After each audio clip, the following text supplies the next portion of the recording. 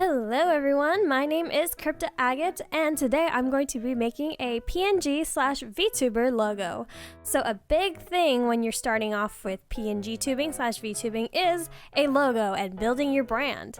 And a lot of people don't really know where to start or how to do this. So this video is more aimed towards those who are just kind of starting out with building a logo or may not have a lot of creativity or artistic skills, and this is just going to be very simple, not too much drawing.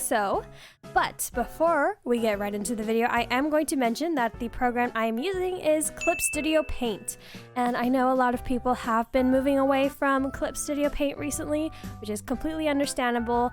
I bought it as a one-time purchase a couple years ago, actually more than a couple years ago, and I have grown comfortable with it and I'm just the most familiar with it, so that is what I'm going to be using.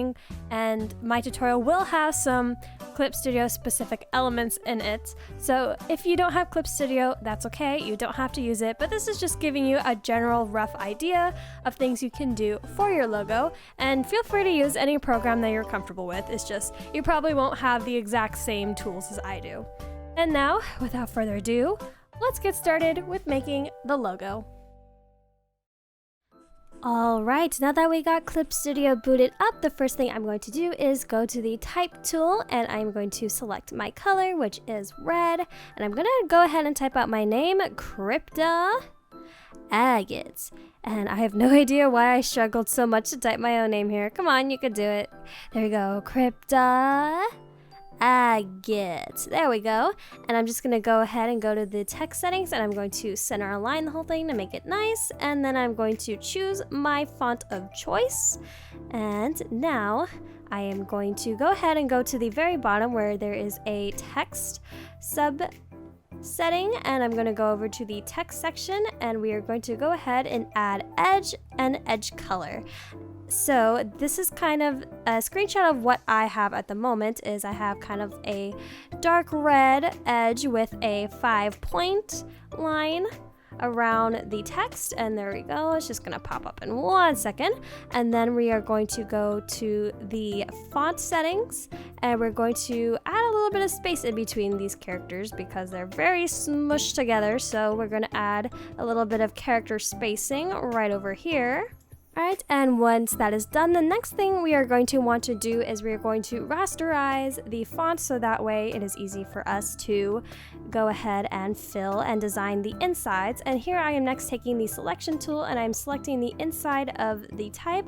There are different ways that you can select the text, but this is just kind of how I prefer to do it. I'm not saying that the way I do it is the way you should, but I just prefer this because this is the technique that I've selected, and I feel a little bit more reliable towards it. And the next thing I'm going to do is I'm going to create a gradient, so I'm going to go ahead, select a dark red, and go to the spray tool and kind of fix the settings as to how I want. Now, I don't really like to have a perfect gradient on my text, which is hence why I'm kind of just hand doing it.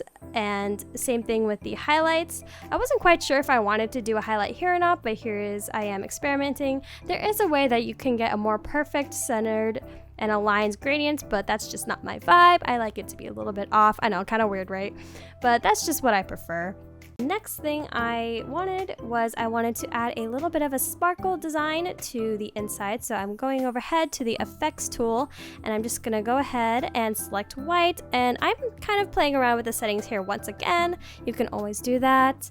It doesn't have to be super perfect. I wanted my sparkles to be a little bit bigger, so this is just a bunch of trial and attempts of me trying to get the perfect sparkle and the right opacity, the right size, the right spacing. And it was quite an effort because this tool is kind of confusing on how to use with what would be the correct spacing, what kind of brush size would matter. So it's a lot of trial and error.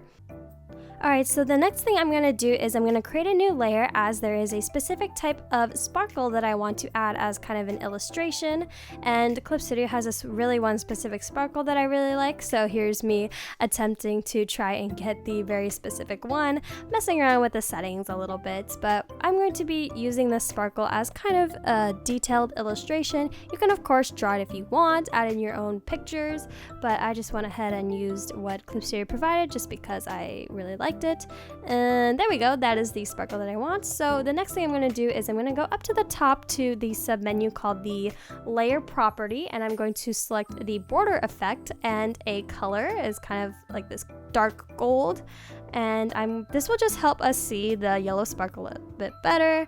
And I'm over here resizing it just to make it look nice, and I'm turning off anti-aliasing. As you can see, it was making the whole sparkle kind of clear. And then I'm going to go ahead and make the lines a bit thicker so you can see that sparkle a little better. And the next thing I'm going to do is I'm going to rasterize the sparkle, and I'm going to go ahead and repeat that exact outline process on the layer property and add white to the background of the sparkle. And I have my settings at 9, so now you can, it's kind of hard to see right now, but you can see it a lot better. And I did the exact same thing to the crypto agate text. I added the white outline from the layer properties, and I'm just going ahead and duplicating the sparkle, adding a little bit more, resizing, giving it a little bit of effect. Alright, so here I decided to go back and kind of make some changes. I took out the boldness that I had on the crypto agate text, and I went ahead and made the gradient a little bit darker as to kind of add a little bit more for the legibility and readability. Now the next thing I'm going to do is I'm going to add a little design at the very top of my text. So my character has quite a bit of ruffles on her design, and I was originally going to draw them in, but when I was looking through the clothing brushes on Clip Studio, they had a ruffle that almost looked pretty much exactly how I wanted the ruffles on my character to be, so I just decided to go ahead and use their brush. And I made this on a separate layer and moved this to the bottom of the layers, and you can now watch me make multiple attempts at trying to get the perfect size and shape of these ruffles.